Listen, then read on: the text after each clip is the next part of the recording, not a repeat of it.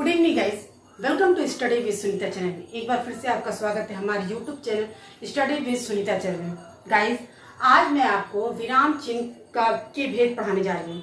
Previous video में मैं आपको विराम चिन्ह के प्रकार और विराम चिन्ह के बारे में बताई थी, ठीक है ना। विराम चिन्ह क्या होता है, आज मैं उसके भेद के बारे में पढ़ाना चाहिए। एक एक भेद की परिभाषा, कहाँ इस्तेमाल होता है, ये सब कुछ मैं बताऊंगी इस वीडियो में। और आप वीडियो में पूरा बने रहिएगा, आपको बहुत अच्छे से विराम चिन्ह का प्रयोग समझ में आ जाएगा। और एग्जाम में ये आते ही आते हैं, ये आपको पता ही है, ठीक है ना। तो मैं एग्जाम की दृष्टि से भी पढ़ाती हूँ और आपके नॉलेज के ज्ञान की दृष्टि से भी।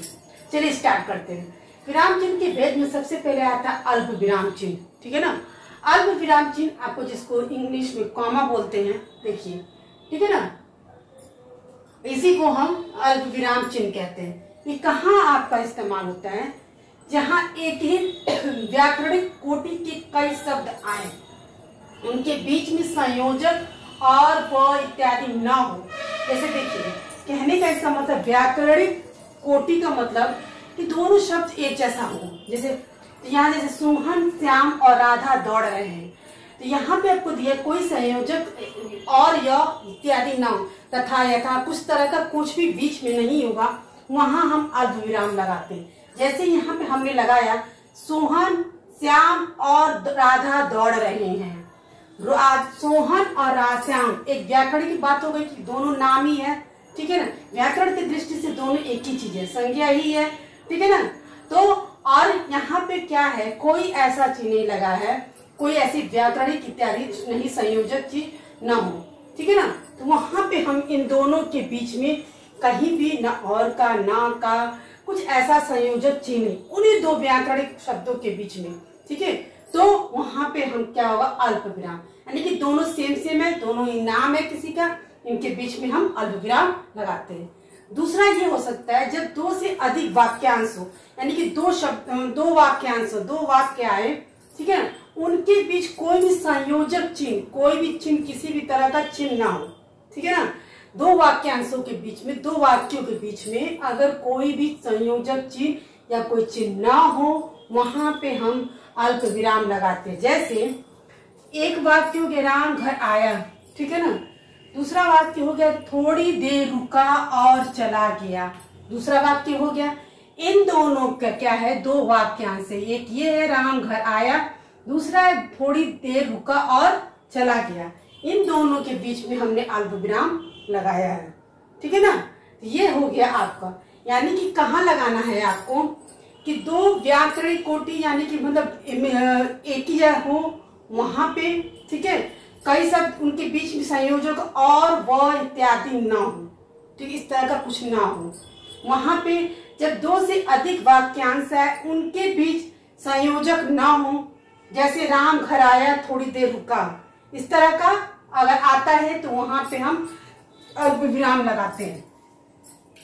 थर्ड है वाक्य में प्रयुक्त होने वाले अव्यय, किंतु, परंतु, पर, लेकिन, मगर भी आदि के पहले भी अल्प विराम लगता है। जब कभी वाक्य में इस तरह का अव्यय मतलब आता है, ये आपको पता ही अव्यय है, ठीक है ना, तो ये आता है, तो किंतु, परंतु, पर, क्योंकि बदलता नहीं है, आपको भी पता है, तो किंतु, परंतु, पर, लेकिन, मगर भी अगर आते हैं तो यहाँ भी अल्प विराम लगता है, ठीक है ना। यह है आपके अल्प विराम चिन्ह के भेद में की परिभाषा, कहाँ कहाँ हम अल्प विराम प्रयोग करते हैं। दूसरा आता है अल्प विराम। अल्प मतलब पूरा हो गया, अल्प विराम, अर्ध विराम, आधा विराम, ठीक है ना। ये वाक्य में जब अल्प विराम से अधिक ठहराव होता है, जाहिर सी बात है कि अल्प पूरा हुआ तो अर्ध आधा हुआ, यानी कि उसकी अपेक्षा यहाँ पे हमको अधिक ठहरना हुआ, ठीक है ना। तो अर्ध विराम का प्रयोग किया जाता है। यह तीन स्थितियों में लगता है, ये तीन स्थितियों में लगता है। एक तो जहां प्रमुख वाक्य हो और अन्य खंडों में बहुत अधिक संबंध न हो, तथा जहां पे वाक्य उपवाक्य पूरी तरह से असंबंध है। जैसे देखो, आओ, इस तरह से बोलेंगे आओ, तो यहाँ पे लगेगा बैठो, खेलो पर बदमाशी मत करो, बोलते ना, आओ, खेलो, बैठो पर बदमाशी मत करो। इस तरह के जब वाक्य होते हैं, वहां पे हम क्या लगाते हैं, अर्ध विराम, ठीक है ना। वाक्य में जब अर्ध विराम से अधिक ठहराव होता है, लेकिन वो जैसे बोलेंगे ना आओ, रुके। तो कहने का मतलब है कि अल्प विराम की अपेक्षा अर्ध विराम में अधिक रुकते हैं तो भाई अर्ध विराम होता ही है, इसके अधिक इसमें ठहराव होता है। ये तीन ही स्थितियों में लगेगी कि बहुत अधिक संबंध न हो, जहां वाक्य उपवाक्य पूरी तरह असंबंध हो। आओ, अब बोलते हैं आओ, बैठो, खेलो, ठीक है ना, पर बदमाशी मत करो। ये सब जो उपवाक्य है, इन उपवाक्यों में हम अर्ध विराम लगाते हैं। ठीक है, ये आपको हम आई होप कि आपको अच्छे से अल्प विराम अर्ध विराम समझ में आ गया होगा।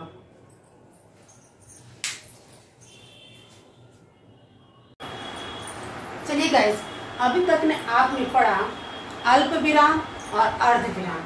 आगे हम पढ़ते हैं पूर्ण विराम, प्रश्नवाचक चिन्ह और विस्मय आदि पढ़ते हैं। ठीक है ना।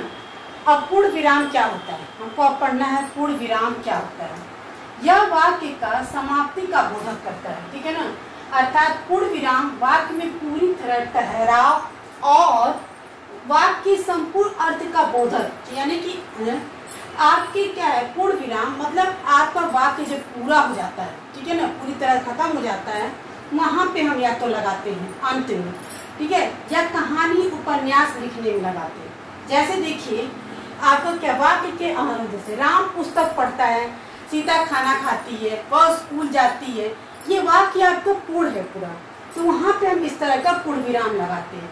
या फिर आप कहानी उपन्यास लिखने, जैसे वह डाकू कितना यहाँ लिखे, ठीक है, वह डाकू, अगर ये वाक्य कोई ऐसा नहीं लग रहा है कि वह डाकू क्या पूरा नहीं हुआ है, लेकिन ये उपन्यास लिखने में है, तो वह डाकू ठीक है लिख के कितना भयानक था कि उसका चेहरा आदि, ठीक है, ऐसे वाक्यों में भी हम पूर्ण विराम लगाते हैं। कहानी उपन्यास लिखने में भी पूर्ण विराम इस तरह का प्रयोग करते हैं। और या फिर वाक्य पढ़ने में हमको पूर्ण लगता है, पूरा लगता है, तो वहां लगाते हैं।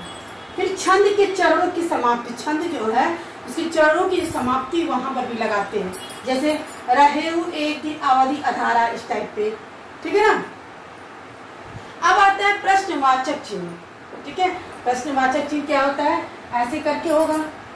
तो प्रश्नवाचक चिन्ह में आपकी ये पूर्ण विराम ये आपके ऐसे होंगे प्रश्नवाचक चिन्ह, है, तो ये पूर्ण अर्थ बताने वाले प्रश्नवाचक वाक्यों के अंत में किसी वाक्य का पूर्ण अर्थ बताने वाले वाक्य को यहाँ पे चिन्ह, जैसे तुम कब आओगे, हम किसी से प्रश्न पूछ रहे हैं तुम कब आओगे, ये पूरी बात है, हम उससे उत्तर मांग रहे हैं कि तुम कब आओगे, उससे प्रश्न पूछ के हम ये उत्तर मांग रहे तुम कब आओगे, यानी कि प्रश्न अंतों में यह चिन्ह लगता है पूर्ण अर्थ बताने वाले वाक्यों में। ठीक है, अगर हमने किसी से प्रश्न पूछा कि तुम कब आओगे, ठीक है, तो इस तरह के वाक्यों में आपको पूर्ण अर्थ बताने के अंतिम में यहाँ पे हम प्रश्नवाचक चिन्ह लगाते हैं, जैसे तुम कब आओगे, तुम कब खाओगे, इस तरह का वाक्य है। फिर आता है विस्मय आदि बोधक चिन्ह। विस्मय आदि बोधक चिन्ह का ये चिन्ह है इस तरह से, ऊपर से पूर्ण विराम, नीचे से बिंदी, ये विस्मय आदि बोधक है। ये कहाँ लगता है, जब बहुत ज्यादा हर्ष होता है, खुशी होगी वहां पे, दुख आदि में, सब के वाक्य के अंत में बहुत ज्यादा प्रसन्नता हो, उत्साह हो, आश्चर्य हो, घृणा आदि जो भाव आपके अंदर से उस वाक्य को पढ़ने में लगता है, ऐसे वाक्यों के अंत में हम विस्मय आदि चिन्ह लगते हैं। इन अवयव के बाद हम यह चिन्ह लगा, जैसे तुम्हें पाकर कितना आनंद आ रहा है, ये कैसा आपको महसूस हो रहा है, हर्ष का, ठीक है ना, तो यहाँ पे क्या लगेगा, विस्मय आदि बोधक। अरे जादूगर ने लड़की को गायब कर दिया, आश्चर्य जैसा हुआ, अरे जादूगर ने लड़की को गायब कर दिया, तो यहाँ पे जिस वाक्य के भाव से आपको जिस तरह का बोध हो, आश्चर्य का बोध हो, शोक का बोध होता है, मतलब तो वहां पे हम ये चिन्ह लगाते हैं। ये सामान्यतः आपको या तो बहुत ज्यादा खुशी, हर्ष, शोक, प्रसन्नता, उत्साह, आश्चर्य, घृणा, ठीक है ना, घृणा मतलब बोलते हैं छी छी छी, इस तरह का जो वाक्य आते हैं वहां भी हम लगाते हैं। जब भी इस तरह का कोई वाक्य, अरे ओ अचानक, इस तरह से कोई भी अचानक हो, वाह, इस तरह से जो बोलते हैं वाक्य शब्द आपको, और इसके बाद से यानी कि ये शुरू में ही ये शब्द रहते हैं, उसके बाद ये विस्मय आदि बोधक शब्द, उसके बाद चिन्ह लगाने के बाद वाक्य को पूरा किया जाता है। ये थे गाइस आपके कुछ 5 हम आपको आज अपने विराम चिन्ह के भेद बताए हैं, ठीक है ना। कौन कौन से? अल्प विराम, अर्ध विराम, पूर्ण विराम, प्रश्नवाचक चिन्ह, विस्मयादि बोधक। ये आपको मैं आशा करती हूँ कि मैंने अच्छे से आपको समझाया भी है और आपको अच्छे से समझ में भी आ गया होगा, ठीक है ना।